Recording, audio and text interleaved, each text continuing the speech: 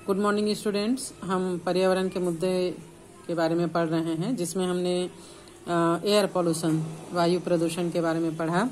इसी क्रम में आज हम आगे बढ़ते हैं और पढ़ते हैं जल प्रदूषण और इसका नियंत्रण, water pollution and it's control.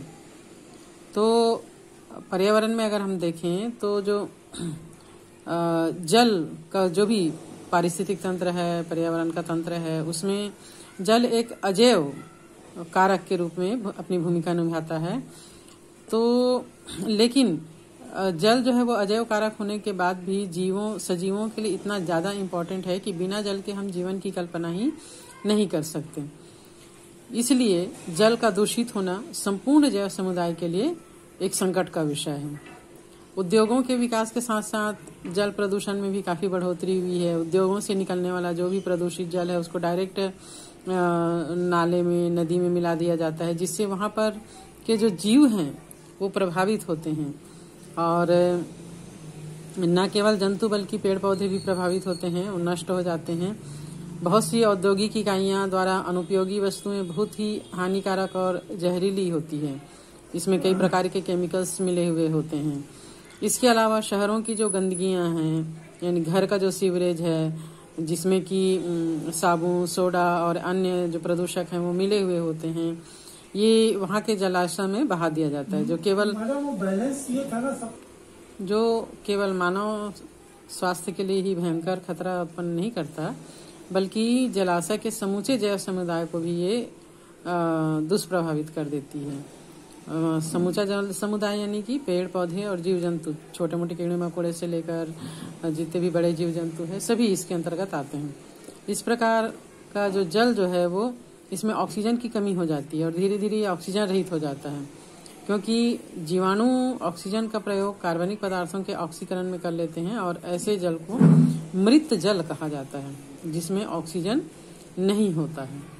ये पहले भी हमने ऑक्सीजन लेवल जल का पढ़ा था।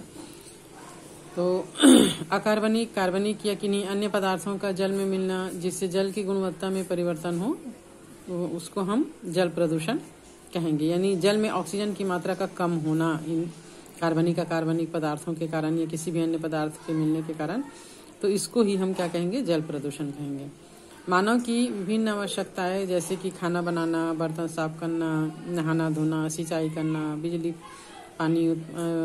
उत्पन्न करना, औद्योगिक प्रतिष्ठानों में और अन्य कार्यों में जल का उपयोग होना, ये सभी चीज़ों के लिए तो जल की आवश्यकता होती है, जल का उपयोग होता है। इन सभी कार्यों के दौरान अवांछनीय पदार्थ जो है वो इस जल में मिल जाते हैं और इसी का ये परिणाम है कि आज भारत की 70% नदियां जो हैं वो प्रदूषित हो गई हैं।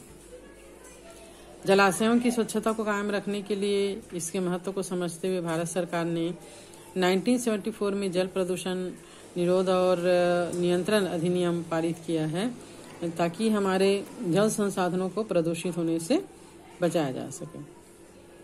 तो हम पढ़ते हैं कि जल प्रदूषण के कारण कौन कौन से हैं। कॉसेस ऑफ वाटर पॉल्यूशन, इसका जो मुख्य कारण है, सबसे पहले अगर हम घरेलू अपमार्जक की बात करें तो घरेलू अपमार्जक में जैसे हम अपनी दैनिक आवश्यकताओं के लिए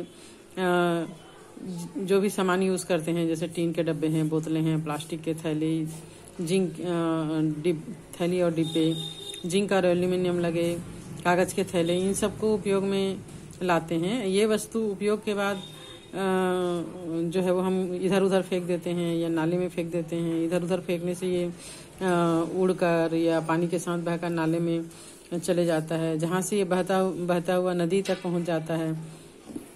रसोई घर में बर्तन मांजने के लिए हम केमिकल्स उपयोग में लाते हैं। स्नान घर में कपड़ा धोने, नहाने के लिए केमिकल्स उपयोग में लाते हैं। धोबियों के द्वारा अनेक प्रकार के अपमार्जक जो है वो उपयोग में लाए जाते हैं। ये सभी जो है वो पानी के साथ नाले में पहुंचते हैं और तालाब में, नदियों में और अन्य जलाशयों तक पहुंचते हैं। इन धोनों में विभिन्न प्रकार के फास्फेट, नाइट्रेट, अमोनियम यौगिक, एल्कीन, बेंजीन, सल्फोनेट, धातु, हानिकारक अम्ल, क्षार, ये सभी जल के द्वारा नदियों तक पहुंचते हैं और नदी के पानी को प्रदूषित कर देते हैं। और इससे वहाँ का जो जैविक समुदाय है वो प्रभावित होता है।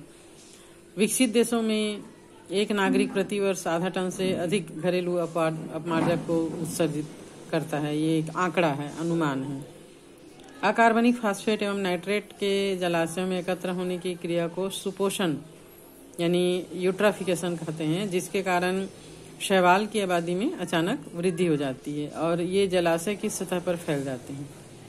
इनमें मुख्य रूप से नीलहरी शैवाल जैसे कि माइक्रोसिस्टिक होते हैं।